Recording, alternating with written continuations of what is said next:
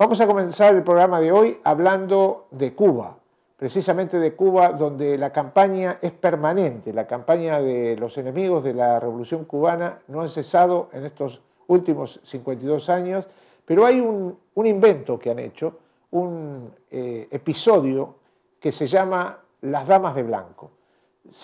Las Damas de Blanco son unas mujeres que se visten de blanco y que, según la prensa occidental, son cientos de mujeres que protestan y que reclaman frente al gobierno de Fidel Castro y de Raúl Castro, primero el de Fidel y después ahora el de Raúl, que se dejen en libertad los presos políticos que no lo son tales, sino que son delincuentes, son gente ligada al terrorismo anticubano y que por eso están en las cárceles de Cuba. Muchos de ellos han sido liberados, han ido hacia el exterior y alrededor de todo esto las Damas de Blanco generan una campaña, tienen obviamente el apoyo de muchos millones de dólares que llegan de Estados Unidos a través de la Oficina de Intereses que hay en Cuba, y también tienen el apoyo mediático, un apoyo que las convierte en heroínas, todo esto entre comillas obviamente, de los que luchan por los derechos humanos. Vamos a ver un documental realizado en Cuba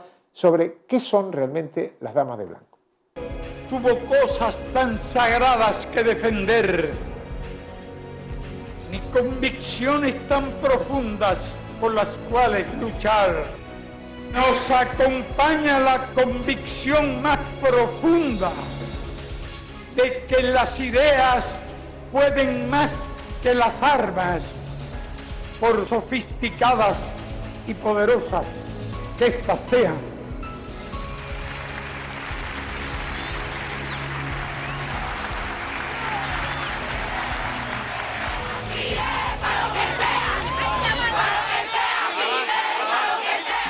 ¿Ustedes quieren saber cómo se organiza una campaña mediática contra la Revolución Cubana? La CINA siempre fue el lugar donde se orientaban todas las cosas que había que hacer.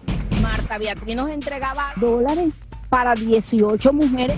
Todos tenían la esencia del servilismo, del anexionismo, del merceranismo. Forman parte esencial de la estrategia de subversión de los Estados Unidos contra Cuba. El terrorismo contra Cuba no ha cesado. No voy a morir como un traidor. La defensa de los derechos humanos resulta un modo de vida para algunos en Cuba. Bajo la etiqueta de disidentes se agrupa hoy la misma contrarrevolución que ha mantenido viva desde 1959 su política de agresiones contra la isla.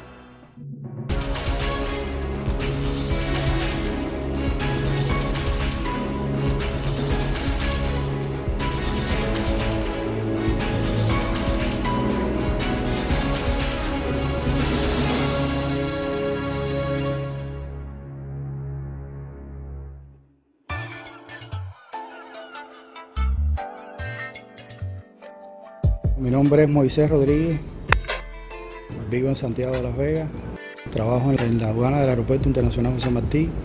Yo conozco a Lizardo Sánchez en Villamarista en el año 1980. Ahí iniciamos una relación que después continuó en el Combinado del Este, y en el Combinado del Este pues ya con estas personas se comienza a hablar de los primeros pasos, es decir, cómo sería el servicio que le íbamos a prestar al gobierno de Estados Unidos con relación al primer grupo de derechos humanos en Cuba. Durante casi 20 años, Moisés Rodríguez trabajó junto a Lizardo Sánchez Santa Cruz, más conocido entre los cubanos como el Camaján. Vivió en su casa, donde participó en cada uno de los proyectos organizados por este contrarrevolucionario al servicio del gobierno norteamericano. Y nos entretuvimos ese tiempo en conformar y escuchar las órdenes de los amos en ese primer periodo, ¿no? Me refiero a la sección de intereses que ya funcionaba aquí en La Habana como el centro de diseño de la futura contrarrevolución.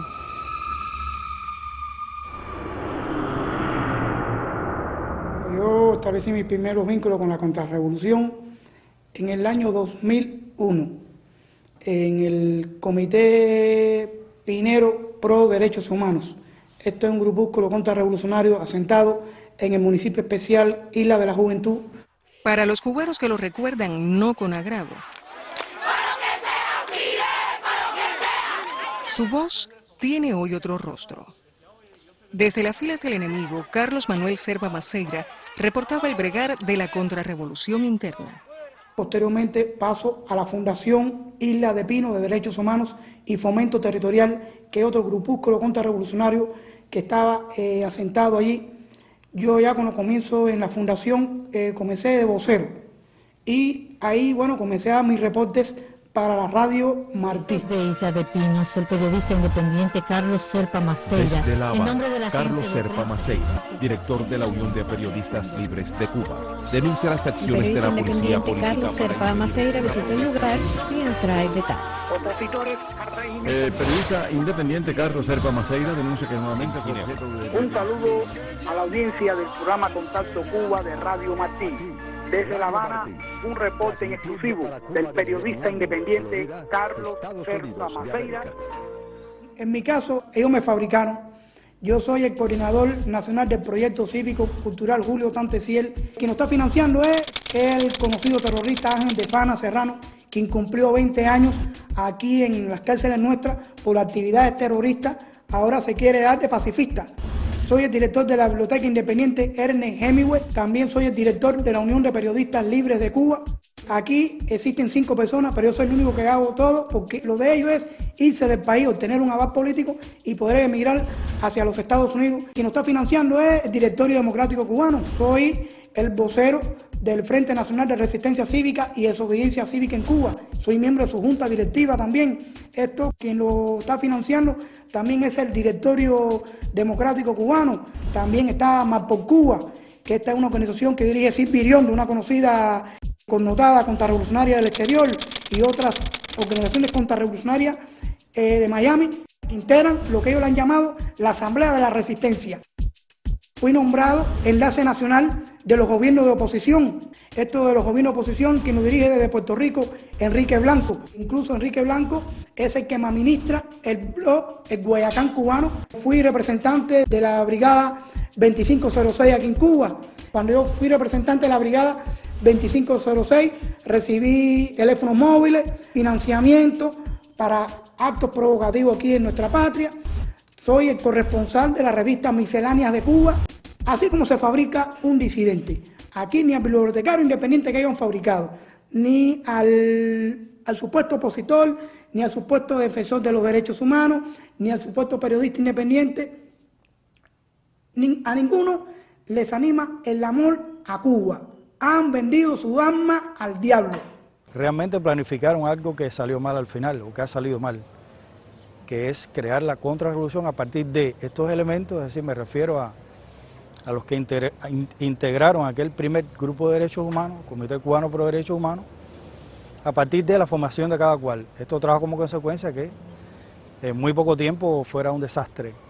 Ellos promovieron que se iniciaran, es decir, que se fundaran otros movimientos, pero de inicio exigieron la fundación o la creación de movimientos, pero ya con fines políticos, es decir, con un discurso político que en el caso del comité crea el Partido Pro Derechos Humanos y en el caso de la comisión de Elizardo Sánchez crea la Corriente Socialista Democrática.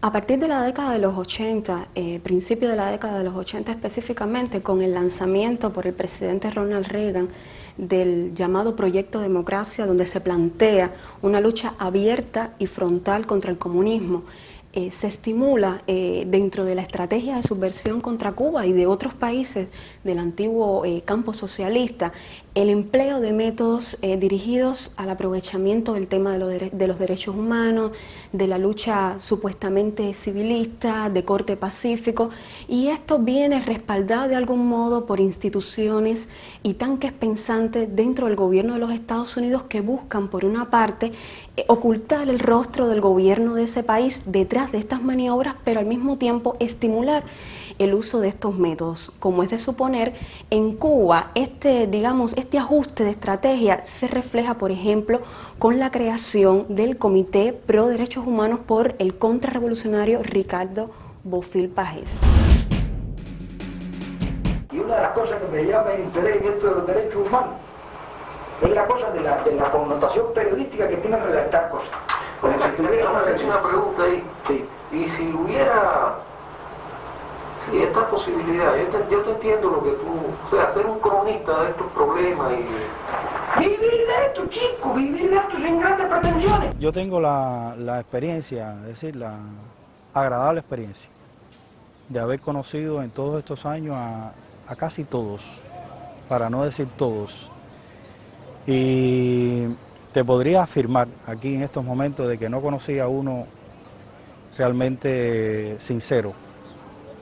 Todos tenían la esencia del servilismo, del anexionismo, del merceranismo, y simplemente habían dos cosas que estaban siempre latentes, estaban siempre presentes. Número uno, recibir dinero.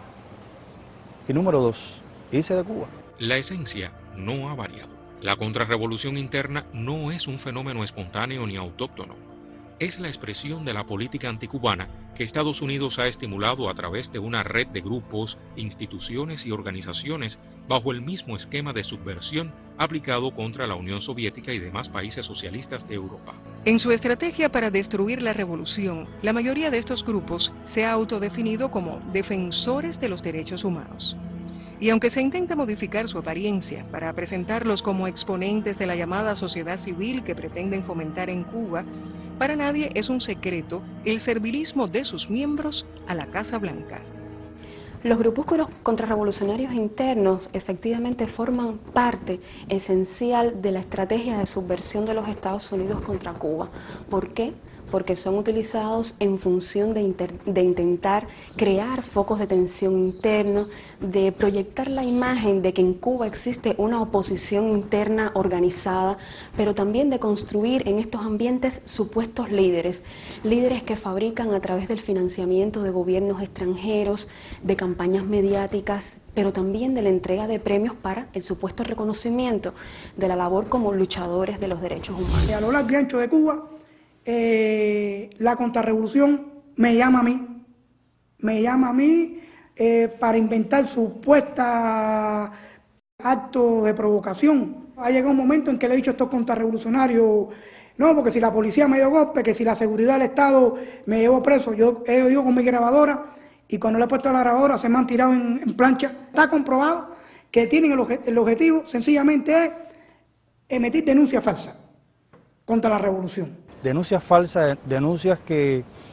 siempre estaban fundadas en elementos vulnerables, por ejemplo, un supuesto ayuno, una supuesta huelga, una mujer involucrada. Esta mega información llegaba ya a Ginebra como algo que se había manipulado con anterioridad, se había conformado para que cumpliera su objetivo, que al final era pues lacerar el prestigio de la Revolución Cubana.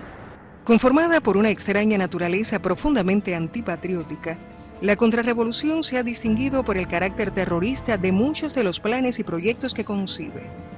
Desde el surgimiento de la primera agrupación contrarrevolucionaria en Cuba, la Rosa Blanca, hasta la actualidad, sus filas han sido engrosadas por exreclusos y personas con marcados intereses anexionistas. El terrorismo contra Cuba no ha cesado.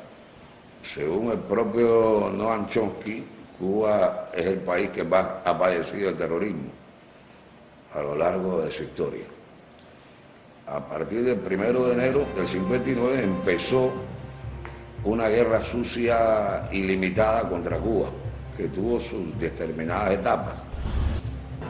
Ha emergido otra nueva oleada de contrarrevolucionarios. Y ya claro, cuando digo oleada son microgrupos de contrarrevolucionarios que están desarrollando en estos momentos el papel de protagonistas de la contrarrevolución en Cuba, financiados fundamentalmente por los propios Estados Unidos, por las agencias de apoyo a la contrarrevolución como la ANET y la USAID, y dentro de este caso se enmarcan las damas de nadie.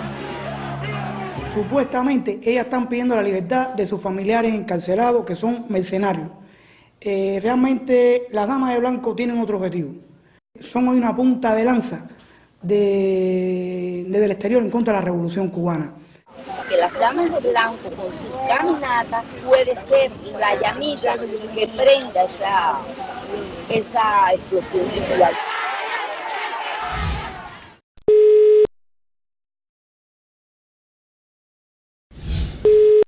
Buenos días. Aló, Laura. Sí. ¿Cómo estás? Mira, te voy a dejar en línea para que escuches una entrevista con el presidente Micheletti que habla de ustedes. Pero habemos hondureños en todas partes del mundo que estamos apoyando a esta gente que está poniendo su vida incluso para que las cosas cambien en ese hermano país del Caribe. Dios quiera y les dé la valentía, les dé la tranquilidad, la fortaleza para que puedan ellos lograr sus objetivos como lo logramos aquí en Honduras. Laura, buenos días, bienvenida al Actualidad Vicente. Nosotros tuviste posibilidad, estábamos tratando de contactarles para tratar de enlazarles con el presidente Micheletti. Si nos dices qué te parece estas declaraciones del presidente. Bueno, me parece de verdad algo realmente muy emocionante. Ver cómo un hombre que fue capaz de sostener ese poder allí en Honduras, realmente es muy emocionante. Saber que él nos apoya, saber que él pide todos los días a Dios porque en Cuba se restablezca la democracia, porque no haya muertos, porque a Cuba llegue la paz, la felicidad.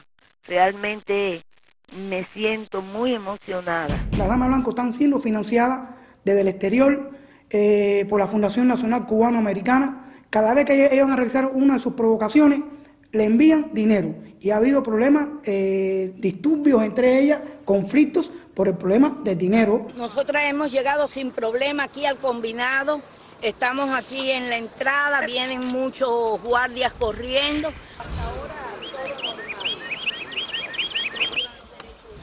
Los mismos terroristas tradicionales están ahora asumiendo el papel de intermediarios con la contrarrevolución cubana.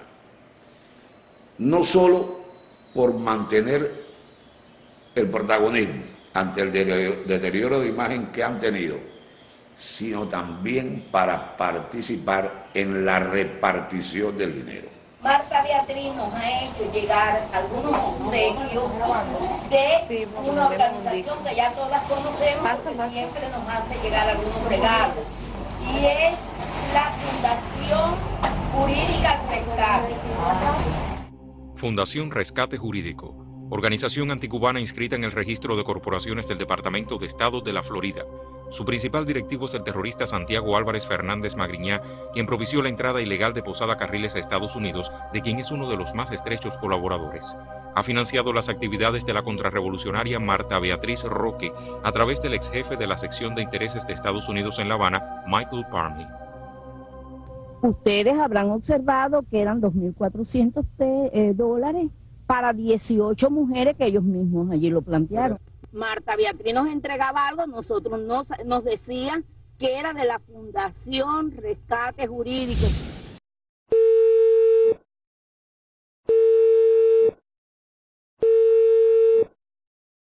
Dime. No, nada, llamaron de Pinar del Río que no se han reunido y no piensan reunirse. En Pinar del Río no van a hacer asamblea. No será nadie de Pinar del Río para mí. O sea que los americanos dijeron que ni una visa. Pero quiero que tú sepas que si eso le cuesta al gobierno cubano que los yanquis invadan a Cuba, me da lo mismo. Ellos tienen interés en la foto. A mí me han dicho que cuando yo vaya a mandar fotos hacia el internet, que vean allá afuera las largas filas de ellas, que no se vean que son 3 o 4 mujeres. O sea, que son 20, 30 mujeres, pero que en la foto salgan esa gran cantidad de mujeres para que se vean de que están en las calles. Pero no es cuestión de estar en la calle, es cuestión de justificar la paga que están recibiendo para sus actividades contrarrevolucionarias aquí en nuestra patria.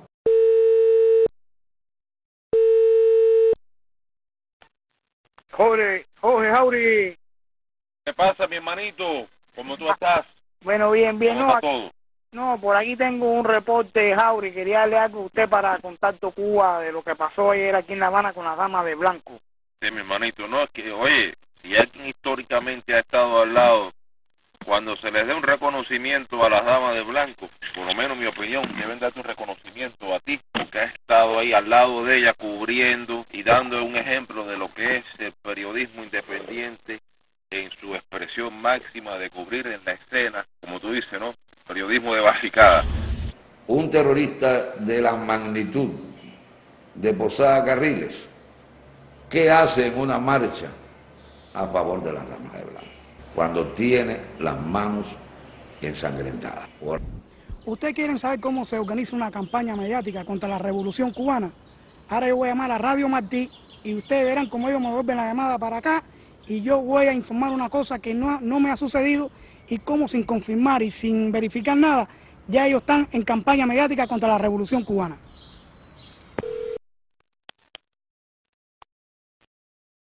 Sí, eso lo puede negociar, ¿yes? Radio Martí. Así es. Mire, Carlos Serpa Maceira, por favor, llámeme aquí a mi móvil que hay problema. Radio Martí me está llamando en estos momentos. Dígame, buenos días. Oye, sí, yo estaba llamando para allá y me daba a ti, me diera que tú estabas llamando para acá. Ah, ¿qué tal, Ito Lidia? ¿Cómo te sientes? Bien, bien, que Berta me había acabado de avisar que había problema contigo allá. Me detuvieron, me introdujeron en un auto y bajo fuertes amenazas me llevaron hacia la unidad policial de Dragones, donde, bueno, allí me amenazaron, me ocuparon todo lo que yo tenía. Entonces, bueno, aquí tengo para darte un reporte, una denuncia de lo que sucedió. Quien les habla, el periodista independiente Carlos Serpa Maceira, director de la Unión de Periodistas Libres de Cuba.